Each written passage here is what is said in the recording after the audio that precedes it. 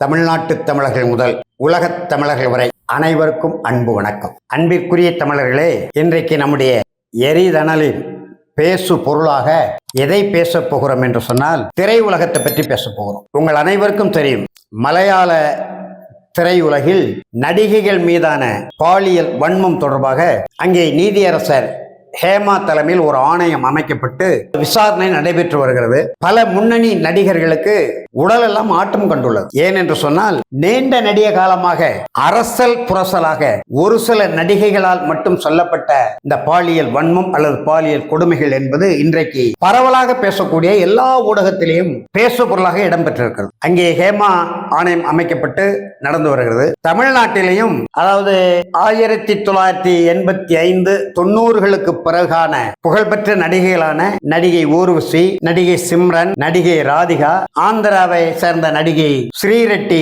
போன்றவர்களும் சிறுபிள்ளையிலே மிக சிறப்பான நடிகை குழந்தை நட்சத்திரம் என்பார்கள். குறிப்பாக நெஞ்சிலோர் ஆலயம் போன்ற படத்தில், நான் ஏன் பிறந்தேன் போன்ற படங்களில் நடித்த குட்டி பத்மினி, நடிகைகளுக்குள்ளே நல்ல நடிகை என்று பெயர் எடுக்கக்கூடிய நடிகைகளில் ஒருவர் குட்டி பத்மினி. அந்த குட்டி பத்மினியே சிறுபிள்ளையிலே நான் அந்த தொல்லையை சந்தித்தேன் என்று சொல்கிறேன். அந்த அளவுக்கு அந்த படப்பிடிப்பு நடந்து கொண்டிருக்கும் போது, படப்பிடிப்பை நிறுத்துகிற நேரத்தில் அல்லது தேநீர் உணவு இடைவேளை நேரத்தில் ஓய்வு எடுப்பதற்கென்று ஒரு ஊர்தி வாகனம், கேரவன் என்று சொல்வார்கள், அல்லது உடை மாற்றிக் கொள்வதற்கு அல்லது புனைவு போடுவதற்கு என்று அந்த வாகனம், அப்படிப்பட்ட வாகனத்தை எங்கு பயணித்தாலும் அந்த வாகனத்திலே, அதாவது கேரவனிலே பயணிக்கக்கூடிய ஒரு இயக்குனர் என்றால் அவர் மணிரத்னத்தை சொல்வார்கள். ஓய்வக வாகனத்திலே 10-15 இளம் பெண்களோடு தான் அவர் பயணிப்பார் என்று. அதே போல மறைந்த கவியரசர் கண்ணதாசனையும் சொல்வார்கள், அவர் பாடல் எழுத வேண்டுமானால் பெண்களுடன் இருந்து கொண்டுதான் எழுதுவார் என்றெல்லாம் பேசப்பட்டது. இதெல்லாம் கண்ணால் பார்த்ததில்லை, பேசு பொருளாக அந்த காலத்திலே செவிவழி செய்தியில் பேசப்பட்டது. இன்றைக்கு தலைவிரித்தாடுகிறது. நீங்கள் சமுதாயத்தில் நாட்டு நடப்பிலே ஒவ்வொரு நாளும் நாம் நாளிதழ்களை பார்க்கிற போது, தொலைக்காட்சிகளே காணுகிற பொழுது, இந்த பாலியல் வன்மம் தொடர்பான செய்திகளை படிக்க படிக்க, ஐயையோ நம்முடைய பிள்ளைகளுக்கு இது மாதிரி எதிர்காலத்திலே நடந்துவிடக்கூடாதே என்று பதறுகிற ஒவ்வொரு பெற்றோர்களையும் நம்ம பார்க்க முடியும். அந்த அளவுக்கு கொடுமை. உதாரணத்திற்கு பொள்ளாச்சி பாலியல் வன்மம், அதுக்கு பிறகு நாகர்கோயிலில் மிகப்பெரிய ஒரு பட்டியலே வந்தது. ஏனோ தெரியவில்லை, அதை மூடி மறைத்து விட்டால் இப்படி செய்தியே இல்லை. அதே போல் இப்போ கிருஷ்ணகிரி ஒரத்தநாட்டிலே ஒரு குழந்தைக்கு நேர்ந்த கொடுமை, கள்ளக்குறிச்சியிலே நம்முடைய மகள் கல்வி சாலையிலே நம்முடைய மகள் ஸ்ரீமதிக்கு நேர்ந்த வன் கொடுமை, பாலியல் கொடுமை, இதெல்லாம் நெஞ்சம் பதற வைக்கிறது. எனவே இப்படிப்பட்ட கொடுமைகள் நடந்து கொண்டிருக்கு. அதில் எந்த நடிகரும் தப்ப முடியாது. புதிதாக வரக்கூடிய எந்த நடிகைகளையும் அவர்கள் நடிப்பதற்கான வாய்ப்பை கொடுக்கிற பொழுது இத்தகைய கொடுமைகளுக்கு உள்ளாக்கப்படுகிறார்கள். அந்த காலத்தில் எப்படிப்பட்ட படம்லாம் வந்தது? அண்ணன் தங்கை உறவை இதைவிட எந்த திரை ஓவியத்திலும் எவரும் எடுக்க முடியாது. பாசமலர், சாவித்திரியும் நம்முடைய நடிகர் திலகம் சிவாஜி கணேசனும் நடித்து நாட்டு மக்களை அழவைத்த படம், திரையரங்களுக்குள்ளே அழவைத்த படம் பாசமலர். அதே போல நெஞ்சிலோர் ஆலயம், காதல் தொடர்பான செய்தி.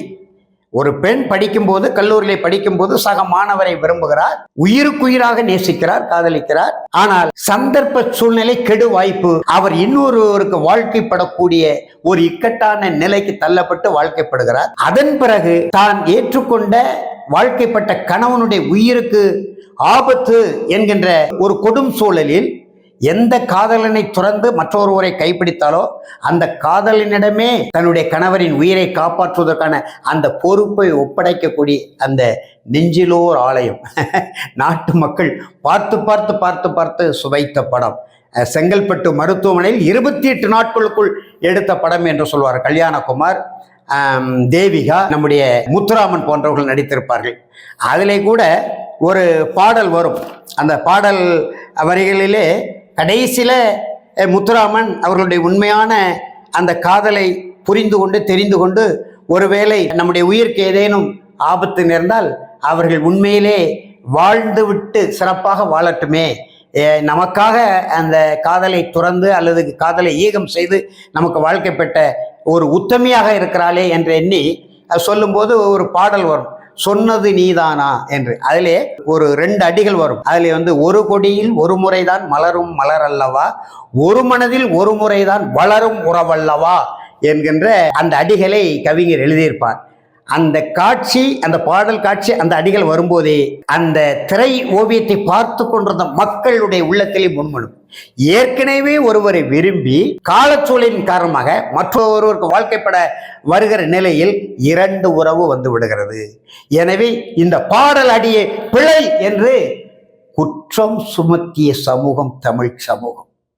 கண்ணகி பிறந்த நாடு, மாதவி வாழ்ந்த நாடு, கண்ணகியும் மாதவியும் கோவலனுடைய வாழ்க்கையே தமிழ்நாட்டின் வரலாறாக சிலப்பதிகார காவியம் படைத்த நாட்டிலே ஒவ்வொரு நாளும் நாம் பார்க்கிற செய்தி இந்த பாலியல் வன்மம். பெண்களுக்கு பேருந்திலே, தொடர்வண்டியிலே, சந்தை வீதிகளிலே, கடை வீதிகளிலே. அப்படியானால் இதற்கு எல்லாமே அடிப்படை காரணமாக இன்றைய திரைப்பட உலகம், இன்றைய சின்னத்திரை உலகம்தான் காரணமாக இந்த குடும்ப சீரழிவுகளுக்கு, பாலியல் வன்மங்களுக்கு, கணவன் மனைவி உறவுகள் பிரிவதற்கு, அத்தை மாமா மருமகன் இந்த உறவுகள் சீரழிவதற்கு, ஒரே குடும்பத்துக்குள்ளே குழப்பங்களை ஏற்படுவதற்கு எல்லாவற்றுக்கும் காரணம் இந்த திரை உலகம். பாசமலரை தந்த திரை உலகம், நெஞ்சிலோர் ஆலயத்தை தந்த திரை உலகம், மன்னாதி மன்னனை தந்த திரை உலகம், திருடாதே படத்தை தந்த திரையுலகம், துலாபாரம் என்கின்ற ஒரு தொழிலாளியினுடைய வாழ்க்கையில் எப்படியெல்லாம் துன்பங்கள் நேருகிறது, எப்படியெல்லாம் அவன் வறுமையோடு போராடுகிறான், அப்படி இருந்தும் அவன் தொழிலாளர் சமுதாயத்திற்கு எந்த அளவுக்கு உண்மையாக இருக்கிறார் என்பதெல்லாம் இந்திய அளவிலே விருது பெற்ற படம் துலாபாரம். ஏவிஎம் ராஜனும் நம்முடைய மலையாள நடிகை ஒரு அம்மாவும் நடித்த படம். அப்படிப்பட்ட திரைப்படங்களையெல்லாம் பாலும் பலமும், எப்பேற்பட்ட படம். அப்படிப்பட்ட திரைப்படங்களெல்லாம் ஒரு பொழுதுபோக்காக இருந்தாலும் குடும்ப சூழ்நிலை, ஒழுக்கமான வாழ்க்கை, நேர்மையான நெறிமுறை இவற்றையெல்லாம் வலியுறுத்தி படங்களையும் பாடல்களையும் நமக்கு தந்த திரையுலகம் இப்படி சீரழிந்து கிடக்கிறதே, நம்முடைய சமுதாயத்தை சீரழிக்கிறதே, தமிழ் இனத்தை சீர்குலைக்கிறதே. செய்தித்தாள்களை பார்க்க முடியவில்லை, தொலைக்காட்சிகளை காண முடியவில்லை. உண்மையான நேர்மையான ஒழுக்கமான வாழ்க்கை வாழக்கூடிய லட்சக்கணக்கான குடும்பங்களை இன்றைக்கு பதறடித்துக் கொண்டிருக்கக்கூடிய இந்த பாலியல் துன்பியல் நிகழ்வுகள் திரைப்பட உலகமே அதற்கு அடித்தளமாக இருக்கிறது. எனவே தமிழ்நாடு அரசு கேரளாவை போல ஒரு பணியில் இருக்கக்கூடிய ஒரு நீதியரசர் தலைமையில் குறைந்தபட்சம் ஒரு 30 ஆண்டு காலம் வெளிப்படையாக பாதிக்கப்பட்ட, இழப்புகளுக்கு உள்ளான, கொடுமைகளுக்கு ஆளாக்கப்பட்ட பெண்கள் திரைத்துறையிலே அவர்கள் தங்களுடைய புகார்களை அளிக்கலாம். அந்த புகாரின் அடிப்படையிலே ஒரு நேர்மையான விசாரணை செய்து உண்மையிலே குற்றவாளிகள் கண்டறியப்பட்டால் அவர்களுக்கு கடுமையான தண்டனை வழங்குவதற்கான ஒரு ஆணையத்தை தமிழ்நாடு அரசு அமைக்க வேண்டும். அந்த ஆணையத்தில் எந்த நடிகரும் தப்ப முடியாது. இன்றைக்கு சொல்கிறார்கள், என்னிடம் கொடுத்தால் நானா, நீங்களே அந்த குற்றச்சாட்டுக்கு ஆளானவர்கள், தலைவர்களாக இருக்கிறோம் என்று. இன்றைக்கு கட்சி தொடங்குகிற நடிகர் விஜய், அவர் மீது ஏகப்பட்ட புகார்கள் வரும். எந்த நடிகர் மீதும் புகார் வராத நடிகர் எவரும் தப்ப முடியாது. அப்படி தப்பக்கூடியவர்கள் ஏற்கனவே மறைந்து விட்டார்கள். நல்ல நடிகர்கள், நேர்மையான நடிகர்கள், உண்மையான நடிகர்கள் மறைந்து விட்டார்கள்.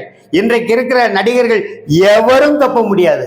எனவே உடனடியாக இதற்கு முற்றுப்புள்ளி வைக்க வேண்டுமானால் ஒரு கடுமையான கட்டுப்பாடுகளை திரை உலகத்துக்கு விதிக்க வேண்டும்.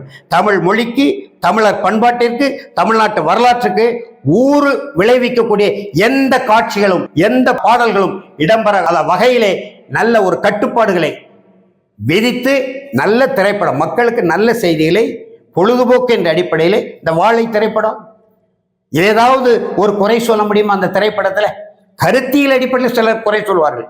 ஆனால் அந்த காட்சி அமைப்பிலே எங்கேயாவது அருவருப்பு உண்டா? எங்கேயாவது சீண்டல் உண்டா?